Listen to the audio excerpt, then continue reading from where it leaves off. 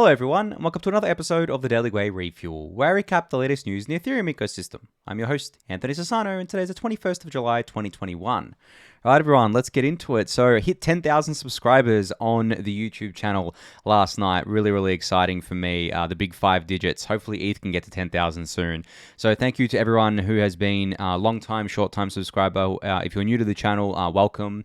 I'm really definitely feeling blessed that there's 10,000 people out there, thousands of you watching kind of like the Daily Gwei every day for pure unfiltered Ethereum content. It's actually quite amazing to me that that many people are interested in just watching non-price kind of related content, just like fundamental kind of developments within the Ethereum ecosystem, and it's really encouraging. So yeah, thank you again to everyone who subscribed, and if you haven't yet, be sure to subscribe, of course. But yeah, onwards to, I guess, what's the next number from here? 20k, 30k, 40k. Let's try and get those kind of numbers up. I don't use any clickbait for this channel. I've discussed this with some of you in the Discord before, where basically I don't want to have like any of those clickbait thumbnails or titles or anything like that.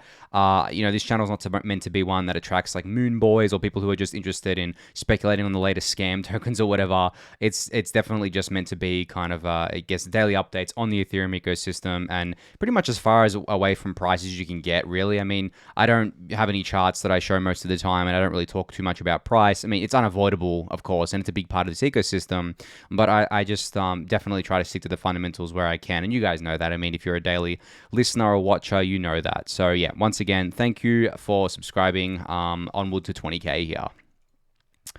So I put out this tweet last night. I was actually, this was 2:45 a.m. for me, so I was lying in bed, and I'm like, you know what? What about if we think about Ethereum as like a generation E or generation Ethereum? And then I put out this tweet where I just said, we're all a part of generation Ethereum. And I wrote a newsletter about this today. You can check that out, linked in the description. But essentially, what I mean by this is, it's funny because when you think about a generation of people, it's usually split off into like age brackets, right? Like you have, obviously, people always make fun and make jokes about like the boomers, right? The older generations, the baby boomers who came kind of like after the World War II. And then it's funny because like there's a lot of generations that are alive today, or like have people that are alive today, but you only really hear about baby boomers and millennials in the news. I never hear about like kind of the silent generation, Generation X or Z. Sometimes you'll hear about Z and they'll call them like Zoomers. These are like the young people who are just entering adulthood now, and like late teens and stuff like that. But generally, it's the baby boomers and like the Gen Y or the millennials that you hear about, and it's very kind of like age oriented because of the fact that generations go by the year you were born, obviously, which means it goes by age.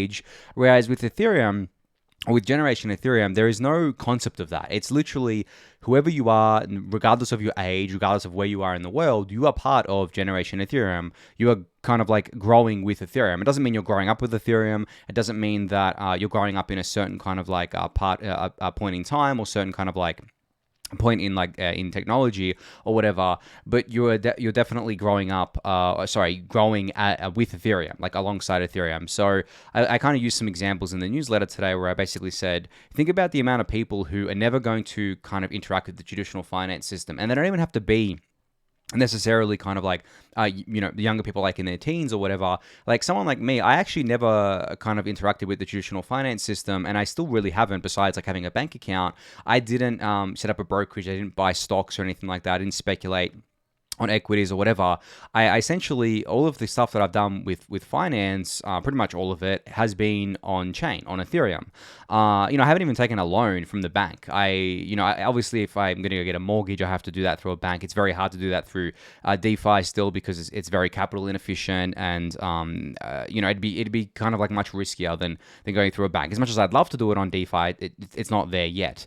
But still, like everything else I'm doing on Ethereum, and there's a host of people that are doing this, and that have basically said, well, I don't want to use the traditional finance system at all, like, or anymore. Maybe they've just kind of like gone off it completely and basically said, I want to do my financial activities on Ethereum. And obviously I kind of like talk about the benefits of this all the time on the refuel, and Ethereum isn't just for the financial side of things, it's for basically everything. I mean, think about all the stuff that's happening in the NFT space and all the cultural stuff that's happening there.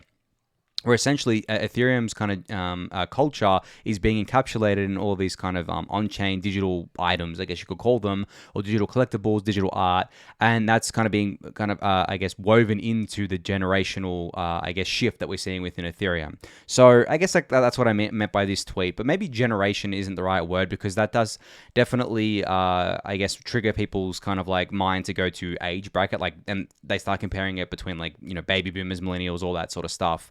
But I still think it encapsulates exactly what Ethereum is. It's a group of people who are extremely kind of aligned on this mission to decentralize everything, to basically get off the traditional system, to get off centralization, to custody their own assets, to do all sorts of things in a digitally native way. And I think that's, you know, the most exciting part about Ethereum. So I think maybe generation, maybe it is the right word. I don't know. If you've got a better word, I'd love to hear it. But I think that generally it's just like an easy way to refer to kind of all of us in Ethereum today, regardless of our age or whatever else. I mean, that's still the most amazing thing. I know I've spoken about this a lot, but I think the most amazing thing about crypto, Ethereum in general, is the fact that you can be part of this ecosystem and no one even ever has to know who you are. I mean, there are some famous anons on Twitter that no one knows who they are, or maybe their close friends are the only ones who know who they are, but they have made a name for themselves, whether that's been by publishing research or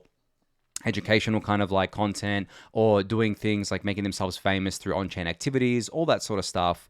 And, you know, working for DAOs, stuff like that, and like adding value that way. The fact that, you know, they could be anyone, literally anyone. They could be some 15-year-old kid in India, you know, doing it from his home on his laptop, and kind of like doing all this stuff, and no one would ever know, right? Or it could be some 85-year-old in a retirement village who, you know, still got his wits about him, and basically just contributing to DAOs and things like that. I mean, that's the most amazing thing to me at the end of the day. And I think that as you kind of like, as we progress through the development of Ethereum and the adoption of Ethereum, we're going to see more and more of this happen. I already noticed more and more of this happen over the past, I guess, 2-3 years. In 2018 and 2019, there was a lot less Anon accounts on Twitter that were at least kind of like semi-famous or semi-well-known than there are today. And I think there are a lot of people who have alt accounts as well, where they'll have like their main account where their identity is attached to, because they've already built themselves up through that account. But then they'll have like an alt account, which is basically completely anonymous, and they'll start like saying things that they normally wouldn't say on their I guess like normal account, which I think is another cool thing that I guess like the internet in particular, but crypto allows you to do, and it embraces it. Like, crypto embraces anonymity. I mean, this whole ecosystem was built on Satoshi being anonymous, right? So yeah, anyway, I've got there's some more about this in the Daily Gwei newsletter today if you want to check that out, but I'll leave it at that for now. So, random idea I came up with today. I don't know how many of you have played the game called RimWorld. It's basically I guess, the easiest way to describe it is like a simulation game where you can basically go in, build your own kind of like world out, and essentially it's like it's very time consuming, because you have to go on there and you have to basically build up your colony, protect it, like do all this sort of stuff. So anyone who played kind of like, I mean, a lot of you probably played The Sims and things like that, and there's a bunch of these games out there where essentially you just build up, I mean, there's games like Age of Empires and things like that, which are not like this, but they're similar, where you would build up your base and kind of like progress through the game. And RimWorld is very similar to this. It's basically like a colony builder, or a colony simulation kind of like builder, where you build out your own world. And I kind of put out this tweet where I said, a play-to-earn game similar to RimWorld but built on Ethereum, take all my money, because I think that would actually be really cool. Because the one thing that actually stops me from playing these games a lot of the time, even though I really want to play them, is I know that they're a time sink, and I know the only thing I'm getting out of it is a kind of like entertainment value. I'm not getting any monetary value out of it, and I feel like because of that, I'm not actually using my time the best that I could be. But if there was a play-to-earn game where I could actually build up my kind of like empire, build up my kind of colony, or whatever you want to call it, and actually earn money doing it that way, I would feel a lot better about it personally. I feel like I'm actually using my time more wisely, even though I was playing a game. And obviously, we've seen the explosion of the play-to-earn genre with Axie Infinity. There's a lot of grindiness that goes into it too. I mean, for those who don't know what that means, basically, you're doing the same thing over and over again in order to achieve some kind of outcome. And that's usually what these games are. At the end of the day, real money or not, a lot of them do tend to kind of like go to that, specifically towards kind of like the end game, or at least kind of like much further along in building out your kind of like colony or whatever you want to call it. It does become like more grindy. But I think that if you think about like, I guess, ways we earn money in general or work in general, a lot of it is grindy. You do it, it's repetition. You do like the same thing day in, day out, for a lot of different jobs. So if we could monetize that with Ethereum, and then we could like make a video game out of it, I think that it would attract a host of people. I mean, we've already seen that it has product market fit with Axie Infinity, but I think that there's much more that can be done here. And Dark Forest is one thing that I've mentioned before. The game that's on XDAI, they've been doing a lot of kind of like trials around this, and people have been really addicted to it. Actually, it's really fun to see everyone get around that game. But on top of Dark Forest, you also have there's another game that was being teased. I don't know the name of it, but there's a few of these being teased, and I think it just really fits in perfectly with what I guess crypto is. It's essentially a money game. I've talked about money games before, whereas you could evolve it from just being something that's specifically DeFi, where it essentially looks more like a Ponzi than a game, to something that's an actual video game where you have all this gamification going on. People like grind it out, earn real money, have like a real economy built on it with real money, like not kind of like in-game tokens you can't trade for anything. I'm talking about like real tokens that you can trade on Uniswap or something like that. I mean, we already have the financial system for this game built out on Ethereum, so all we need to do is put a game layer on top of it, and the games can tap into it. And the coolest thing about it, and this is going probably a bit further than we're going to see for a little while. But the coolest thing about it is all these games can talk to each other too, because I've spoken about the metaverse before, but essentially once you have like a shared infrastructure like Ethereum, a shared economy like DeFi, you can have all these games that tap into the same economy. So you could have like 5 different games tapping into Compound, for example, or tapping into Uniswap, and using all that infrastructure. So you could trade your item from one game for an item in another game. And I mean, it goes way beyond that, but you kind of get the point here. So I think that's something really cool that I hope to see. I mean, as a big gamer myself, like I still play a lot of games in my downtime, I would love to see this come to Ethereum. I couldn't think of anything more exciting for me, like gaming and Ethereum, my 2 biggest passions in life, coming together. That'd be really cool. So, I mean, if you know of any of these games that I haven't mentioned or I may not be aware of, definitely kind of drop it in the Daily Gwei Discord channel. Come join the channel and kind of ping me on there. I'd love to hear about people working on this, or kind of games that are in kind of like sort of stealth, but like still early stages, but I kind of like trying to push this along here.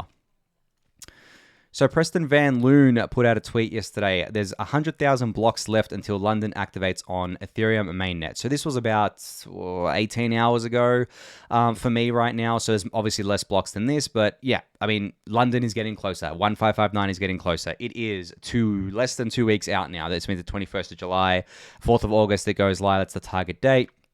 Finally here, I just figured I would kind of like bring up like how close we are. I mean, it feels like yesterday, I think a lot of us in the Ethereum ecosystem in like 2019, we're talking about the fact that is 1559 ever going to go to mainnet? Even in 2020, we felt like it was taking so long. I think some people lost hope at some stages, but it's finally here, and I just can't wait at this stage.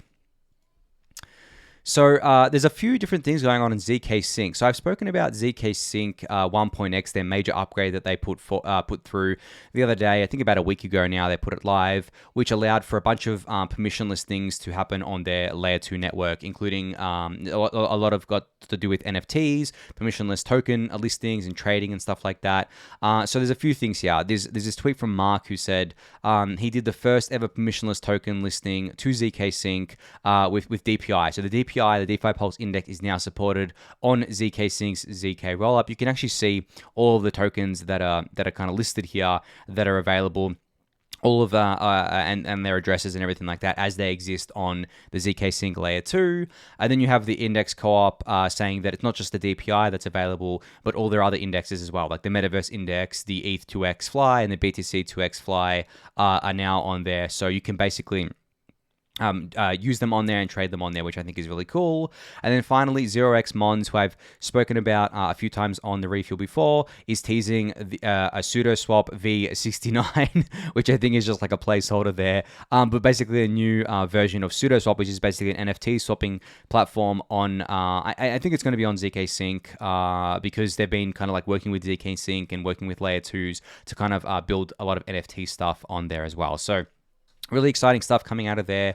I mean, it may seem like the layer 2 space is moving slowly right now, even with the deployments that we have, like zkSync 1.x deployed. We also have Uniswap and Optimism deployed, and I went over kind of the metrics around that yesterday or the day before on the Refuel. But essentially, this is the way it's going to be. It's going to be kind of like getting people used to the tech and used to kind of like using it and essentially onboarding onto it, but I think it's going to be faster than many would think, just simply because a lot of people are used to changing networks now. Think about how many people change their MetaMask network to go onto Polygon or to go onto BSC, for example. Layer 2 is exactly the same. You change your network, you bridge assets across, and then you kind of have those assets on the Layer 2 network. So I think a lot of people are familiar with that. A lot of people that were priced out of Ethereum's Layer 1 and went to like BSC are basically able to come back to Ethereum now and play around with the layer 2s. And obviously a lot of the centralized exchanges are going to be implementing the onboarding to the different kind of like side chains and layer 2s, which is just going to increase adoption there. So all this is us basically just laying the groundwork, developers laying the groundwork, getting everything live, so that when as I guess the ecosystem grows and as the market gets hotter again, we're going to have more and more people coming back into the ecosystem, or more and more people being onboarded. They're not going to be priced out of Ethereum this time. I think that's something that unfortunately Ethereum suffered from during the last few months over the bull run, is the fact that a lot of new users that we could have onboarded went to BSC instead. And then halfway through, or at least 3/4 of the way through the bull market, we had Polygon's POS chain get a lot of adoption, which I consider to be much better than BSC. Obviously, it is still not what people refer to as a true layer 2 or anything like that. But I think that socially it's much better. But then I think finally the next time we have this bull market kind of or another bull market, or another market where we're onboarding like tens of thousands, if not hundreds of thousands of people a day, we're going to have this infrastructure ready on layer 2 for them to play with. They're going to be able to experience fully secured networks, using their favorite apps like Uniswap and doing NFT stuff. I mean, Immutable X, as I mentioned the other day, is also doing permissionless NFT listings and things like that. So all of that is happening, and it's gonna be ready for the next time we have this influx of people, which I'm really excited for. So SushiSwap announced basically this new version of their AMM called Trident. So they described Trident as a new AMM protocol built in-house by the Sushi team with features never before imagined in DeFi. Now, this is effectively SushiSwap V3, but they didn't want to call it V3, I think, because Uniswap already had like a V3 on them, so they wanted to kind of differentiate themselves there. But essentially, they've called it Trident as well because Trident has 3 prongs, which represents the 3 new pools that SushiSwap is adding to their original constant product pool, which is the 50/50 pool. They have hybrid pools, like-kind assets in one pool reduces price impact. Weighted pools supports 8 tokens at once, so this is kind of like what Balancer has, and concentrated liquidity pools. Which is obviously what Uniswap V3 has. What I find funny about this is that SushiSwap has kind of like come under fire a lot for people thinking it's just a fork of Uniswap, right? Because it did start out as that. But these days, it's much more than that. They have a whole ecosystem that they've been building and things like that. And I've talked about that before. But it's funny because a Trident is kind of like a fork, right? So that they're like leaning into this meme of being a fork. But also, these 3 prongs, the hybrid pools, I mean, that's Curve, essentially, right? Like-for-like assets in one pool, trading, that's kind of like Curve. Well, that is exactly Curve. Weighted pools supporting 8 tokens at once, that's Balancer. Concentrated liquidity pools, that's Uniswap V3. So essentially they're leaning into this fork meme and building out their own kind of like flavor of it, but also sticking true to their kind of like roots here, which I think is pretty funny. I think it's actually a really good kind of way of doing it and a really good marketing ploy here. But yeah, this was their major release or at least announcement that they had been teasing since I think a while now, maybe a month. I think I covered the teaser on the Refuel. But essentially, they showed it off at FCC, and you'll be able to kind of, get more information about this soon, and it's going to be coming soon as well to the platform. So, cool to see more innovation, or at least more competition coming out of the AMM space, because I don't believe that we should have just one AMM that dominates, or like two AMMs that dominate. I know there's like a power law effect going on where Uniswap is still like 60 or 70% of the total market, but that's not going to last forever. And ideally we don't want just like a concentration in any one project. And I mean, I love Uniswap. I've always loved Uniswap, but I don't think that it's healthy for the ecosystem to have essentially Uniswap be most of the market share, and basically no competition coming to market, and people kind of like not having a choice of where to park their capital, or which projects to support and things like that. So yeah, cool to see this announcement from SushiSwap. I'll keep an eye on it and keep you guys updated on when this is live and when you can play around with it. So Maple Finance has unveiled their new landing page here, which is a full redesign essentially of their website. So just a disclaimer here, I'm a seed investor in Maple. I just wanted to kind of get that out there. But, I think just to be critical of Maple for a second here, the old website that they had was very basic. I actually was not a very big fan of it, but I knew that this kind of like redesign was coming. So I'm pretty excited to see that it's now live.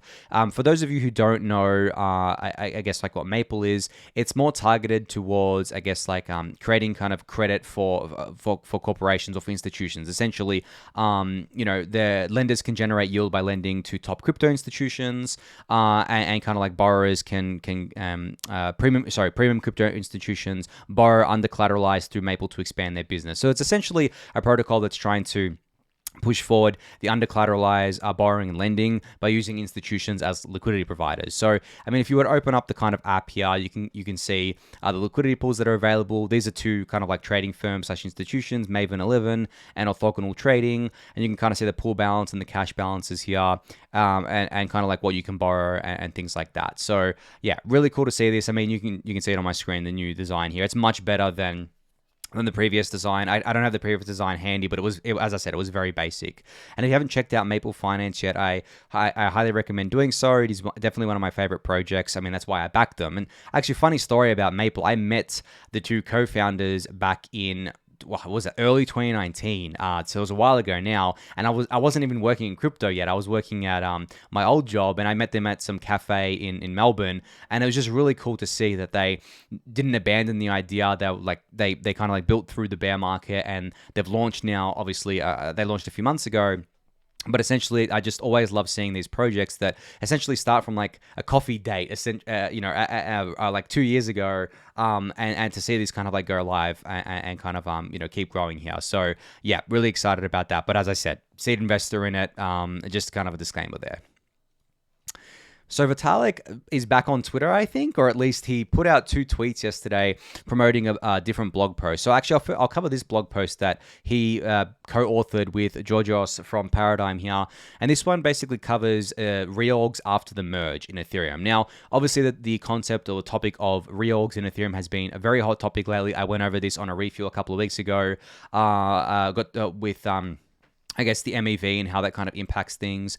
And I'm really, really glad that Vitalik and Georgios have put out this post, because I would consider them to be two of the smartest people when it comes to obviously the MEV kind of arena here, and doing research into this and kind of like coming up with ways to mitigate it, or essentially, I guess, writing about it and publishing research on it. So I read through the post here. It's a very, very good read. I really enjoyed it. So I highly recommend giving it a read. But also I think Vitalik, maybe a comment about like his Twitter absence. I think he either said it on Twitter or in a comment or something or somewhere, but I think that he's tried to spend less time on Twitter just generally and tried to focus more on just kind of other stuff going on.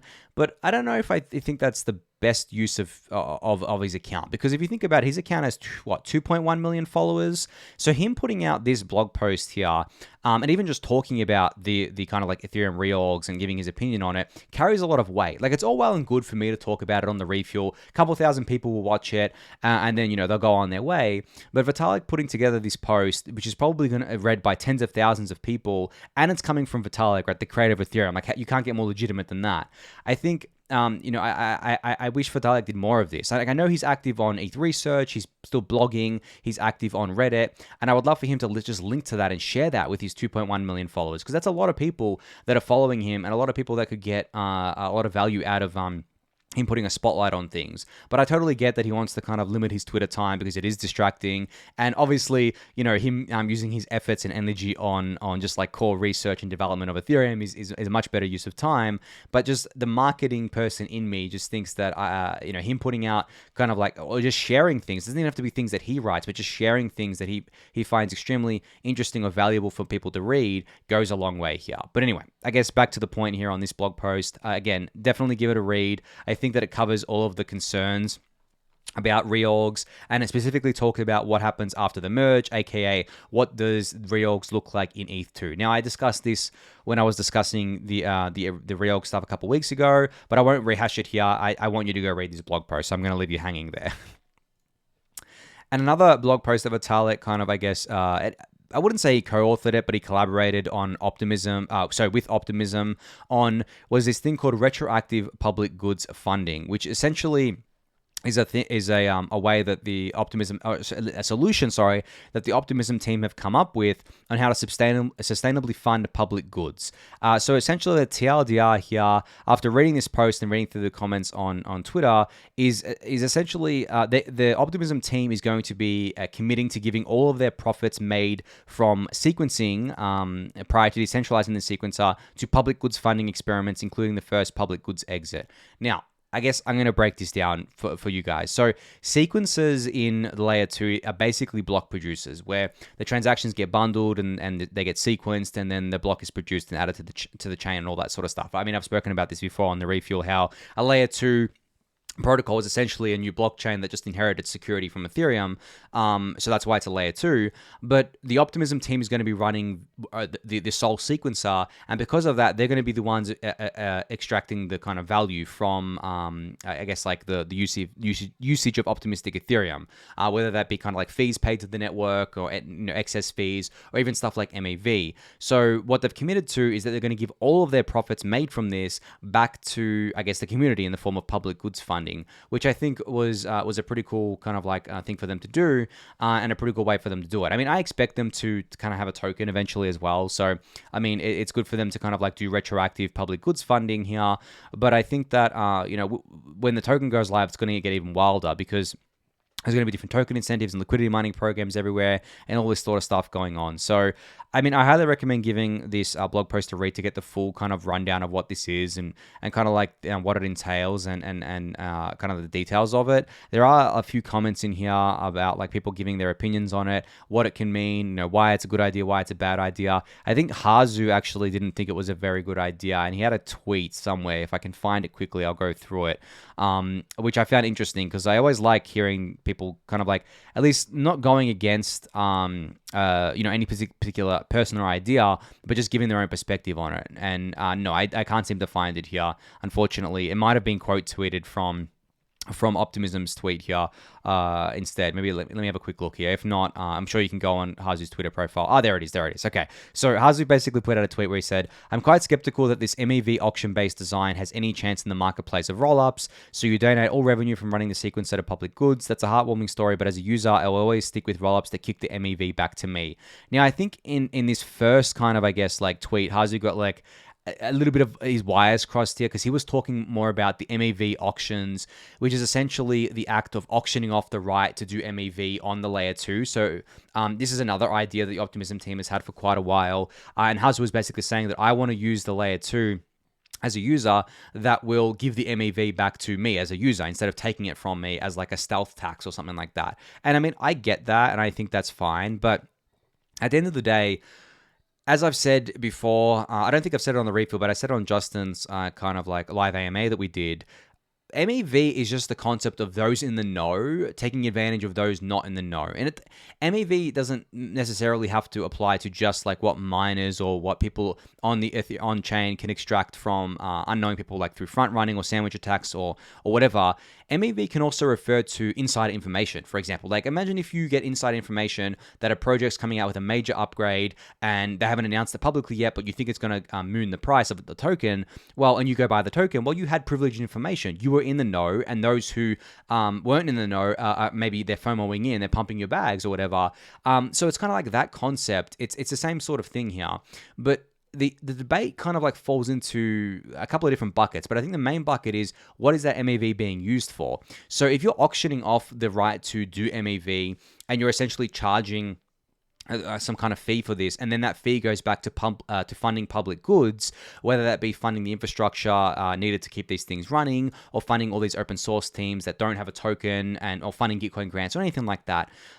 If that happens, like, is it fine for MEV to occur? And like, does that mean like we've basically gotten rid of the negative externality of MEV? Yes, we're still stealth taxing, I guess, users, and a lot of unwitting users won't know that they're getting taxed. That's why it's called a stealth tax. And maybe tax isn't the right word, but I think it's just a word that people kind of intuitively understand.